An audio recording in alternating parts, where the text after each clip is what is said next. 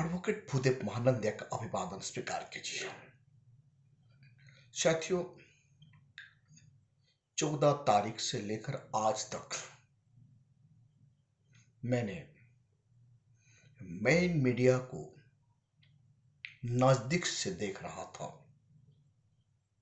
बाबा साहेब अम्बेडकर का जन्म दिवस धूमधाम से पूरा भारत वर्ष में मनाया गया। लगभग 60 से 70 करोड़ लोग डॉक्टर बाबा साहेब अम्बेडकर का जन्मदिन बनाए, लेकिन भारत का गोदी मीडिया इस विषय में मेन न्यूज करके किसी को नहीं बताया। जो भी मैटर भारतवर्ष में बाबा साहेब अम्बेडकर के जन्मदिन को दिखाया गया, यह सिर्फ सोशल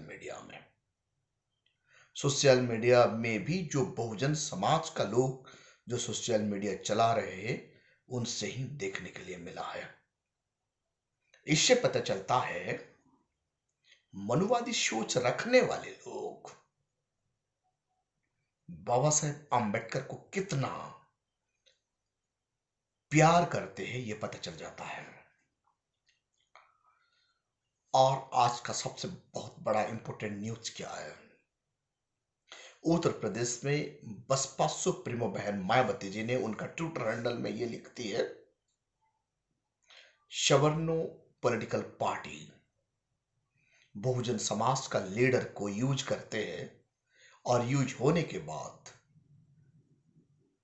मक्खी की तरह उन्हें निकालकर फेंक देते हैं। आज जो 131 एमपी जा रहे हैं, 131 एमपी सिर्फ मनुवादी पार्टियों का कठपुतली बन गए हैं।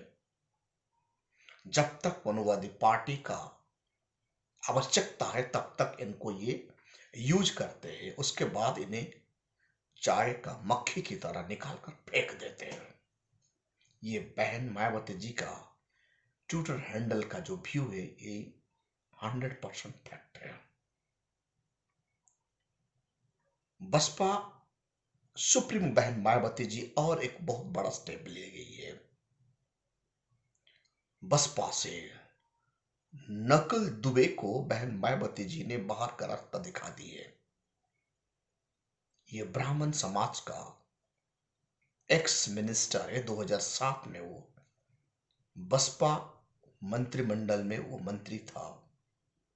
पार्टी विरोधी गतिविधियों से उन्हें बसपा सुप्रीमो बहन मायावती जी पार्टी से निकाल दी है। यानी अब ब्राह्मण समाज का गद्दारी यानी नकुल दुबे के द्वारा सामने आ रहा है।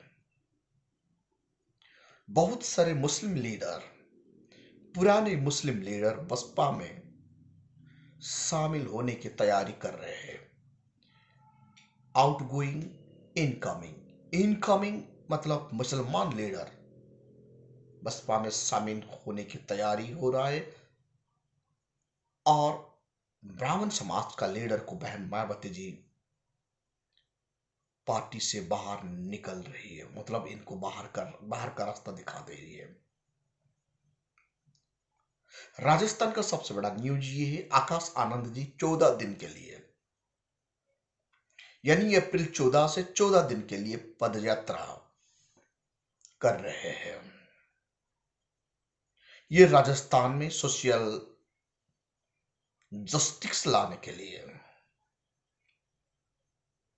मनुवादी ताकत को कमजोर करने के लिए बसपा का नेशनल कोऑर्डिनेटर आकाश आनंद जी 14 दिन के लिए पदयात्रा कर रहे हैं। आकाश आनंद जी राजस्थान का हर कोई जिले में पदयात्रा करेंगे और कार्यकर्ता का साथ मिलेंगे। उसके साथ साथ बहुजन समाज का दबे कुचले लोगों का बस्ती की तरफ जाएंगे और लोगों का हालचाल देखेंगे। इसके बारे में कोई भी सोशल मीडिया नहीं दिखाया जा रहा है और इसके बारे में कोई भी गोदी मीडिया नहीं दिखाया रहा है। साथियों, बहुजन समाज को हर वक्त मीडिया नेग्लेक्ट करता है। इसीलिए बहुजन समाज अपना अपना सोशल मीडिया बनाना चाहिए। जब तक हम लोग अपना मीडिया नहीं बनाएंगे, तब तक हम इस डेमोक्रेसी में अपना आवाज बुलंद कर नहीं पाएंगे। इसीलिए मेरा एक गुजारिश है, भारत का बहुजन समाज अपना सोशल मीडिया बनाइए। ये बाबा साहेब अम्बेडकर का भारत का संविधान आर्टिकल 19 में हमें ये बोलने की आजादी देता है। हम लोग आर्टिकल 19 को भरपूर यूज करना है और इस डेमोक्रेसी में वॉइसलेस पीपल का आवाज बनना है। बसपा सुप्रीमो बहन मायावती जी वर्तमान तारीख में बसपा को मजबूत करने के लिए कैडर कैंप लेना शुरू कर दी है। उत्तर प्रदेश में तमाम पदाधिकारी बसपा को मजबूत करने के लिए जुट गए हैं। उसके साथ साथ पंजाब को, हरियाणा को और उत्तराखंड को मजबूत करने के लिए बहन मायावती जी मजबूती का साथ पदाधिकारियों का साथ मुलाकात कर रही है। भारतवर्ष में बसपा ही ऐसा एक पॉलिटिकल पार्टी है जो बाबा साहेब आम्बेडकर का सपना को पूरा करने के लिए दमखम भरता है। 2022 उत्तर प्रदेश का इलेक्शन हारना ये बसपा पदाधिकारियों के लिए धक्का था। 2022 यूपी में बसपा को जानबूझकर हराया गया था। वर्तमान स्थिति ऐसा आ गया है, उत्तर प्रदेश में बहुजन समाज पार्टी का साथ मुस्लिम लोग अब जुड़ने शुरू कर दिए हैं। अखिलेश यादव जी का साथ जुड़ने के बाद भी उत्तर प्रदेश में अखिलेश यादव जी गवर्नमेंट बना नहीं पाए, क्योंकि उनका पार्टी 7% वोट से शुरू होता है और बहुजन समाज पार्टी 22% वोट से शुरू करता है। यह बात उत्तर प्रदेश का मुस्लिम भाइयों को पता चल गया है। तो 2024 इलेक्शन में शेड्यूल कास्ट और मुसलमान का गठबंधन, ये दोनों समाज का गठबंधन मजबूती का साथ उभरने की संभावना ज्यादा बढ़ गया है और ये भी उम्मीद रखा जा रहा है जितने भी पुराने मुसलमान लीडर बसपा छोड़ के गए हैं और या बसपा से निकाल दिया गया था, इनको दोबारा बसपा में शामिल किया जाएगा, क्योंकि और कोई दूसरा चारा ही नहीं है। बसपा को मुसलमान छोड़ेंगे या मतलब भारतवर्ष में या उत्तर प्रदेश में कहीं भी सरकार बना नहीं पाएंगे। इतिहास गवाह है, मुसलमान बाबा साहेब को साथ दाग दिया करते थे, आज भी मुसलमान बहन मायावती जी को साथ देंगे। बहुजन समाज का एक दिक्कत एक ही है, जब तक हमारा लीडर जिंदा रहता है तब तक हम लोग उन्हें मरने के लिए छोड़ देते हैं। जब हमारा लीडर मर जाता है तब हम उन्हें पूजते हैं। इसीलिए बसपा आज तक, इसीलिए बहुजन समाज का लोग आज तक राजगद्दी में बैठ नहीं पा रहे हैं। बहुजन समाज का ये सबसे बड़ा विडंबना है। सवर्ण समाज में ऐसा नहीं होता, जब उनका लीडर जिंदा रहता है तब इनको ये लोग ज्यादा इज्जत करते हैं और उनका लीडर को सर आंखों पर बिठाते हैं। इसीलिए आज भारतवर्ष को ये लोग शासन कर रहे हैं। एग्जाम्पल देखिए, जब बाबा साहेब अम्बेडकर जिंदा थे, बाबा साहेब अम्बेडकर को इलेक्शन में हार बार बार हरवाया जा रहा था और हमारा समाज बाबा साहेब को दूर होते थे, बाबा साहेब को कोऑपरेशन नहीं करते थे। और एक एग्जाम्पल देखिए, जब दादा साहब कांशीराम जिंदा थे तब हमारा बुद्धिजीवी, खुद को बुद्धिजीवी कहने वाले लोग कांग्रेस के द्वारा प्रभावित होकर जितेंद्र सिंह झिल्ली साहब और उनका साथ बहुत सारे एम्प्लॉयज मिलकर बाम साहेब को तोड़ डाले और रजिस्टर्ड बम से बना दिए। जब दादा साहेब कांसीराम मर गए देहांत के बाद, दादा साहेब कांसीराम का देहांत के बाद अब उन्हें पूजने लगे। जब वो जिंदा थे तो उन्हें तिल तिल कर मरने के लिए हमारा लोग छोड़ दिए थे। आज कहते हैं हम दादा साहब कांसीराम का सुपुत्र है। जिन लोगों ने साहब कांसीराम को गद्दार किए, आज इन लोगों ही दादा साहब कांसीराम का फोटो लगाकर वोट मांग रहे हैं और बहुजन ताकत को कमजोर कर रहे हैं। वर्तमान तारीख में हमारा लीडर बहन मायावती जी इतना बड़ा डेडिकेट की है उनका जिंदगी में, एक औरत होके भी वो शादी नहीं की, घर नहीं बसाई, और उनसे बड़ा और क्या त्याग वो देगी। फिर भी हमारा लोग उन्हें दिन रात क्रिटिसाइज कर रहे हैं। जब वो मर जाएगी, उनका देहांत हो जाएगा, तब उनको ये मूर्ति बनाकर उनका स्टैचू बनाकर माला चढ़ाएंगे और पूजेंगे। ये गलती हम लोगों को करना नहीं चाहिए। जिंदा ही हमारा लीडर को हम लोग मिलकर रेस्पेक्ट देना चाहिए, ताकि वो ताकत होकर उभरे और मनुवादियों को डट कर मुकाबला करे।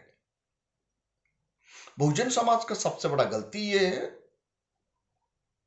छोटा छोटा लीडर बन जाते हैं और बहुत सारे छोटा छोटा पॉलिटिकल पार्टी बनाकर अपना वोट को डिवाइड कर रहे हैं। इसीलिए नेशनल लेवल में वोट परसेंटेज बहुजन समाज का कमजोर हो रहा है। इनको रोकना है। इनको रोकने के लिए भारत का बुद्धिजीवी महल में एक डिबेट होना चाहिए। नहीं तो आने वाला कल ये जितने भी छोटे छोटे पॉलिटिकल पार्टी बनाए हैं, जय भीम करके वोट मांग रहे, ये खतरनाक है। ये बहुजन समाज को सुसाइड करने के लिए तैयार कर रहे हैं। हम बाबा साहेब अम्बेडकर का बात को मानना होगा हम लोगों को।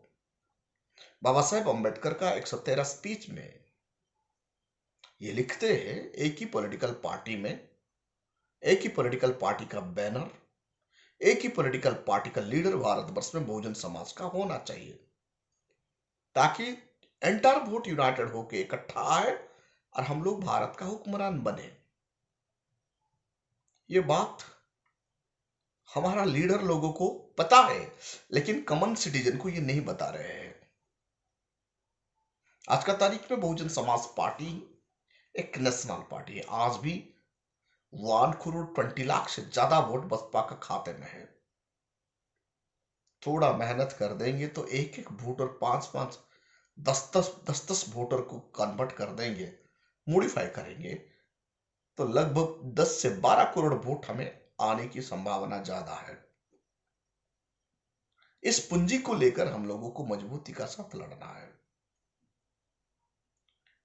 साथियों, आप देख रहे हैं voice of people, voice of Bahujan. हम सब लोग को यूनाइटेड होके हुक्मरान बनने के लिए बसपा को मजबूती का साथ आगे बढ़ाना है और बाबा साहेब अम्बेडकर को सपना को पूरा करना है, हमारा नस्ल को बचाना है और भारत का संविधान को बचाना है। नहीं तो आने वाला कल ये देश का बहुजन समाज 2 वक्त का रोटी के लिए तरसेंगे। आज का और एक सबसे बड़ा खबर है, world bank of India Bharat को गरीब राष्ट्र का श्रेणी में लाके खड़ा कर दिया है। भारत का इकोनॉमिक कंडीशन बहुत खराब है। जो भारत को पहले डेवलपिंग नेशन बोला जा रहा था, अब वो अंडर डेवलप्ड नेशन हो गया है। मतलब भारत का करेंसी डॉलर का सामने कमजोर हो चुका है। ये परिस्थिति, ऐसा स्थिति और ज्यादा नहीं, 6 महीना तक रहेगा तो श्रीलंका का दशा भारतवर्ष को हो जाएगा। ज्यादा महंगाई बढ़ जाएगा। इसीलिए संविधान को चलाने वाला पार्टी को ही भारतवर्ष में मजबूत देना है, ताकि हमारा पीएसयू बचे, हमारा नेशन बचे और लोगों को भूखमरी से आजादी दिला सके, जातिवाद से आजादी दिला सके, मनुवाद से आजादी दिला सके। साथियों, आप देख रहे हैं voice of people, voice of Bahujan. इस चैनल को ज्यादा से ज्यादा लाइक कीजिए, कमेंट कीजिए और शेयर कीजिए। Thank you.